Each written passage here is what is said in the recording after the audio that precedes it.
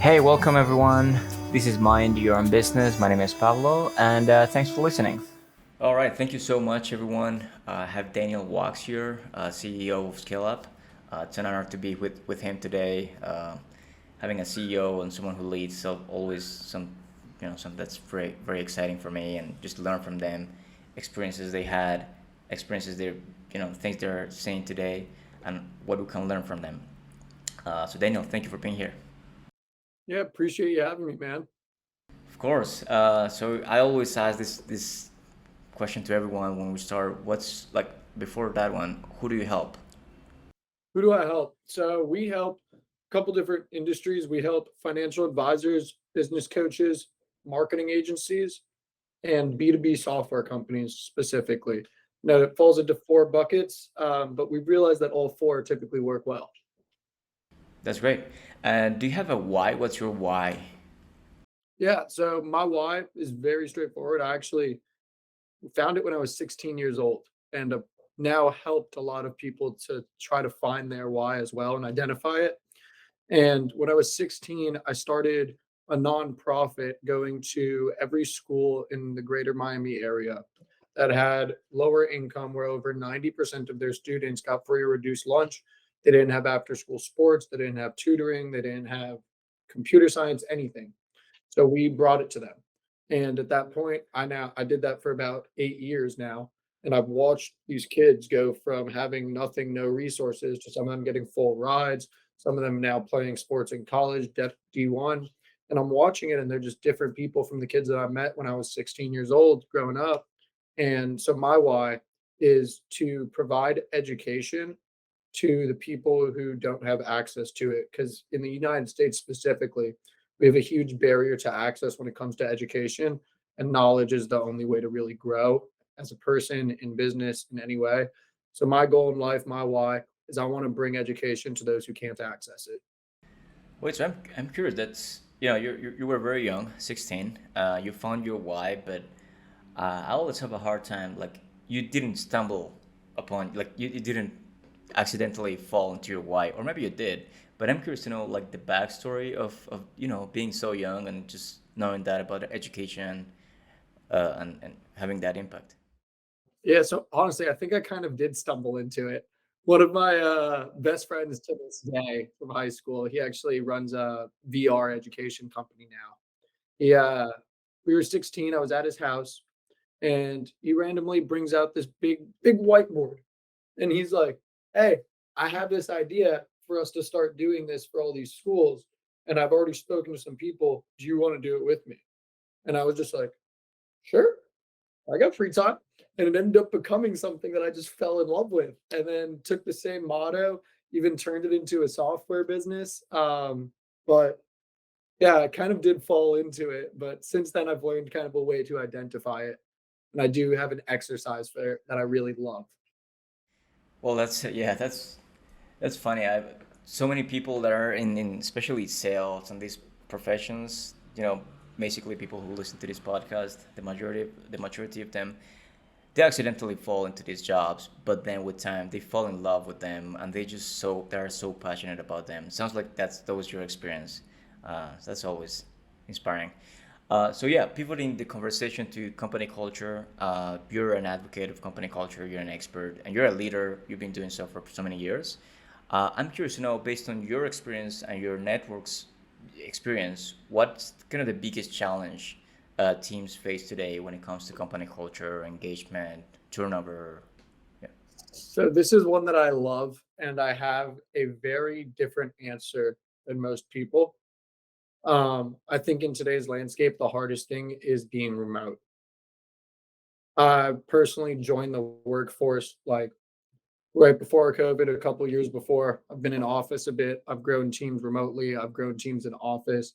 And the number one thing I will say is, especially when growing a sales organization, because I grow sales organizations. I'm always sales first.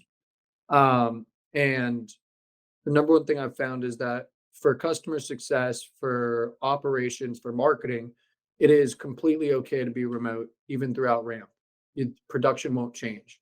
When you have a sales team, they need to have camaraderie, they need to have competition, They need to have culture. They need to be able to know I just made 50, 100 cold calls and I got 5 conversations that connected and I booked 1 demo. They need to be able to celebrate that win with someone right next to them.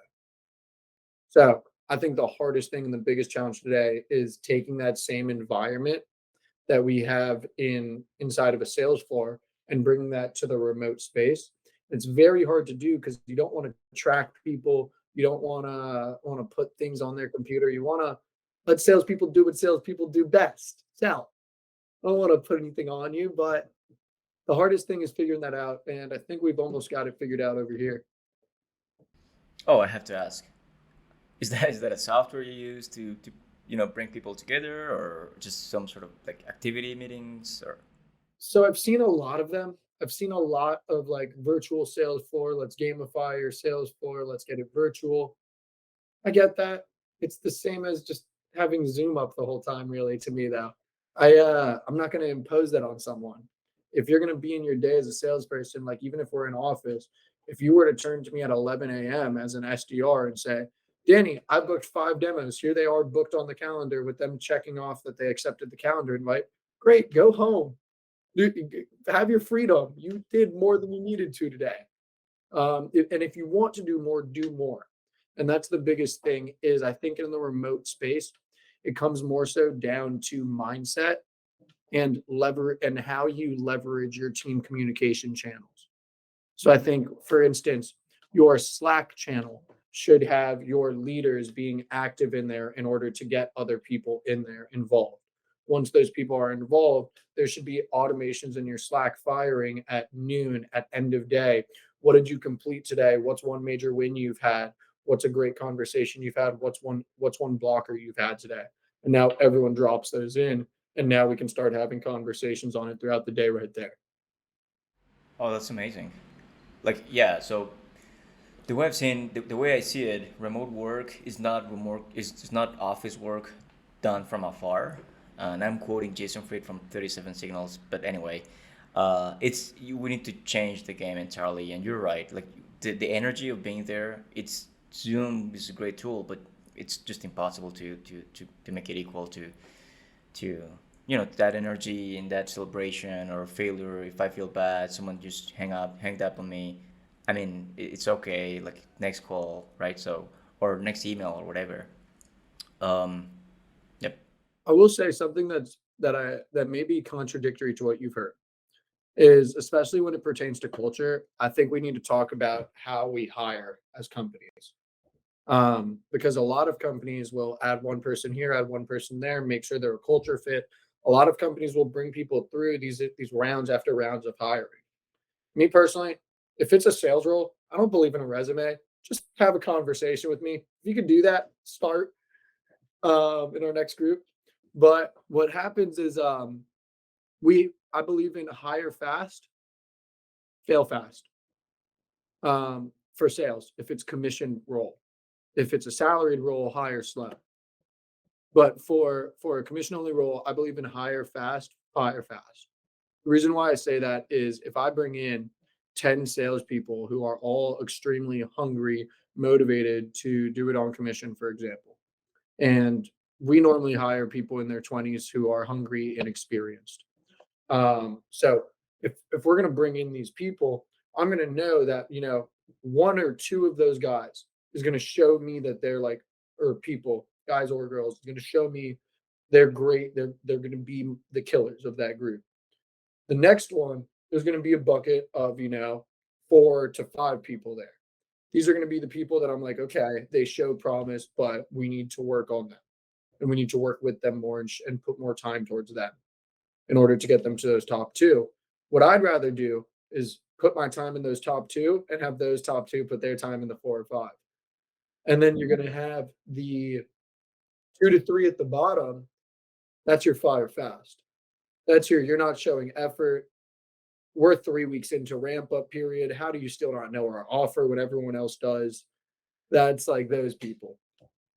Um, and so I think that contributes heavily to culture because you can't have someone like that sticking around with you. You need to be okay with, yeah, I like you as a person, but you can't be here. We'll find you somewhere else that's better.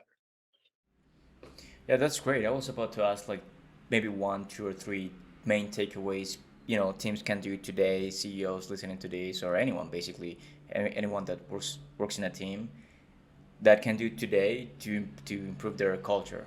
What I'm hearing you say is that's one, like know your, Pareto to 80/20, just focus on the 20, those can teach, the rest. But anything else, any other, exercises, examples, activities, or yeah, approaches? Yeah.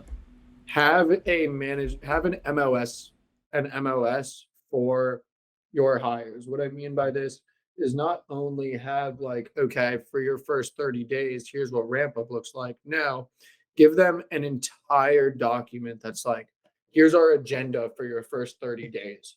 Here's what we're going to be doing each day. Inside of each day, here's like a gamified competition for you to onboard yourself to our tech stack.